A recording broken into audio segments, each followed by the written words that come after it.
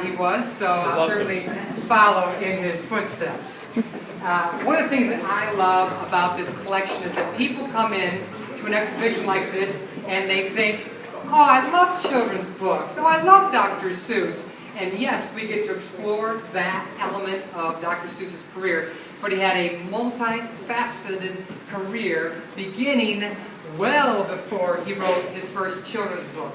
He actually had a successful advertising career for 15 years before his first children's book came out. That's where he made his money. That's what gave him the ability to travel to 30 countries by the age of 30 years old. So it's this vast exploration in his life, his travel, that gives him these wonderful, crazy ideas. Although he was asked through his lifetime, where do you get your ideas? And he would say, and it's been reported, he'd say, I get my ideas in Ubergutsch. And that is actually in Sweden, I believe. And he says he fixes his cuckoo clock every year there, and while it's being fixed, he walks around the people and he talks to them and he gets his ideas from them. He had no idea where he's got his ideas. We don't, except for he's that kind of an imaginative font. He was always creating things. And people sometimes say, this guy had to be doing some good drugs. And in fact, he was not. He was in his 60s in the 1960s. He didn't require that. He had an imagination that could take you to worlds that you never dreamed of without the use of drugs. Unless you consider alcohol or vodka and nicotine drugs, because certainly he's a guy that smoked cigarettes and enjoyed a cocktail every now and then. What I love to do about this collection is share that golden thread that runs through everything that he does, and that is that unique Seussian artistic quality, whether it's in his paintings, his children's books, his poetry, his advertising, his World War II career. Everything has that Seussian quality that runs through his material. And even when you look at artwork like this, you see that Seussian sensibility here. This was actually created in 1942. This artwork here has what we call this deco quality to it. The deco period being from 1930s to 40s and a little beyond there. Seuss certainly brings that style into his work at that period of time, yet he's only written a couple of children's books at this point. And you see the characters that are in his children's books appearing in these artworks before his first children's book and then after. He didn't write down or illustrate down to people. This is who he was and what he did. He's got the kind of imagination that would take you to a landscape that any of us would love to explore. When you think about this waterfall artwork here, you see these two kids with a dog exploring this landscape. And look at this bridge. In the middle of the bridge is this little hole where that waterfall comes from another chute at the top, down that little slide, and then right through the middle. Any one of us would want to go there. Seuss takes us to these places in his artworks. And I like to say, if you want to know who Dr. Seuss was, look at his artworks. They tell us who he was as a person. One of them is very personal and specifically tells you about this prankster. And it's this artwork here called Green Cat with Lights. And can I take it off the wall or not? Sure. Break it. If I break it, I know what happens. This artwork here, Green Cat with Lights, the only artwork that he signed Strubu Fanel, not Dr. Seuss. Dr. Seuss is signed on every artwork except for this. Because he painted at night for himself throughout his lifetime. And he didn't share it with the public for several reasons. The biggest reason is because he was judged every year with his children's books. He came out with a new book, sometimes two a year. And he was judged by that, but this was his own personal domain. He didn't give a lick what you thought about his painting. He didn't want somebody to judge it, especially an art critic in the 1930s, 40s, 50s, 60s that say it's not good art. He did not want to hear that because it didn't matter to him. Except for, you do want to know what people think about your artwork. So he hung this in the front of his house. And people would come in and they'd walk by and they'd go, "What's that?" He goes, "That's my Strugel von M. How do you like it?" And at least on one occasion, somebody said, I'm familiar with Strugel von M, yes. So, Seuss was certainly a prankster, and what I love about being in New York City, I'm from Chicago, I just flew in today, and I'd like to thank Jeff for having me out this weekend. It's great to be here because Seuss has a really great connection to New York City. He grows up in Springfield, Massachusetts, graduates from Dartmouth College, goes off to get his doctorate in literature at Oxford, but after a 2-hour lecture on the punctuation of King Lear, he says, "I'm out of here." He leaves Oxford, travels the world for a year. How old was he? He was in his early 20s. So he's going to college. He's 21. He's 22 years old. And he decides he's going to travel Europe. He travels to Paris in 1925. Wow. The first year that Surrealism had taken hold, and the first Surrealist exhibition was going on in Paris. Seuss was there. Seuss comes back from that whole experience after a year of travel and sends a cartoon to the Saturday Evening Post, who sends him $25, and he goes, "Aha, that's it, I'm moving to New York City." And he takes his $25 and $1,000 of saving, moves to New York City, gets a job with a magazine called Judge Magazine, forerunner or precursor to Mad Magazine. And so he starts doing editorial cartoons for Judge Magazine, living in New York City. He was in New York City between 1927 and 1943. 15 years he lived in this town. And he was here, by the way, when the first Surrealism exhibition took place at MoMA here in 1936. He's now living here. He's a culture vulture. He knows what's going on. He's at that exhibition. And so he certainly has Surrealism as the foundation of much of what we call his secret art. He also had a good friend in New York City that was out of town in the wintertime. And he broke into this friend's apartment.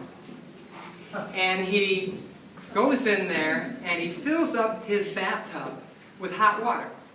And then he puts gelatin in there, sliced fruit, and about 6 goldfish. It's wintertime, so he opens the window and he leaves. His friend comes back a week later to the largest sliced fruit and goldfish jello tub in the world. That's the kind of prankster he was, just as he pranked people about his artwork. If you want to know who Dr. Seuss is or was, he's in his artworks. His humor, his genius, his artistry is in everything he does. Another connection to New York City. Somebody's got to clean up after me. Is this artwork here? This is called Worm Burning Bright in the Forest in the Night. Seuss, being a cultural sponge, he actually takes that title from William Blake. And one of William Blake's most famous poems, does anybody know the name of it? Tiger, tiger, burning bright. Tiger, tiger, burning bright in the forest of the night. So this is Worm burning bright in the forest of the night. And so he takes the literary reference from William Blake, but this was painted in 1971. It is the only artwork in his collection that has a drip painting quality to it. 1971 happens to be 2 years after Jackson Pollock had his MoMA exhibition here in New York City. Michael, could I have the Finland subway artwork? Yeah. Got it. I want to take you to one other New York connection, because Seuss... So wait. Was that right after, was this before the subway in Finland? I mean, like, they have so many similarities in the line work and like everything. Was it right after or? No. 1971. 1964. Uh-huh. So they're about... This is earlier. Okay. This is going to be earlier. You're a strong man. You want to hold that up for me? Sure.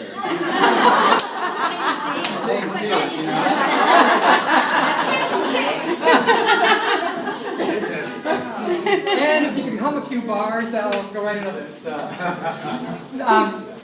This is a new artwork we came out with. It's really fun because we have a couple of ladies here from Finland, and they have been in New York, or are going to be here for a week. They're staying in Greenwich Village here, and they came in tonight, and we're talking about Finland, and it so happens that the new artwork that we just came out with is this painting called Green Cat in Uleåborg, Finland subway. They can say Uleåborg better than I can. Oulu is actually the right. Right. I did look it up online, and I love the way that Uleåborg and that kind of wonderful lilt. And Seuss created this artwork in 1964, and as we're researching and going through the history of his work, it's just amazing to find out what a cultural sponge he was.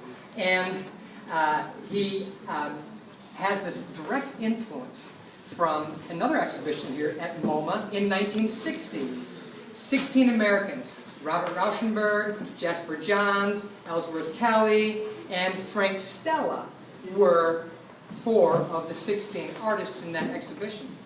And if you take this artwork and you turn it on its side, it looks almost identical to Frank Stella's artwork that he created in a series in 1959, which also was part of that 1960 MoMA exhibition. And we're going to have that up on the computer back there. Scramble painting. So on the computer, they'll show the two side by side so you can actually see how fascinating that direct connection is.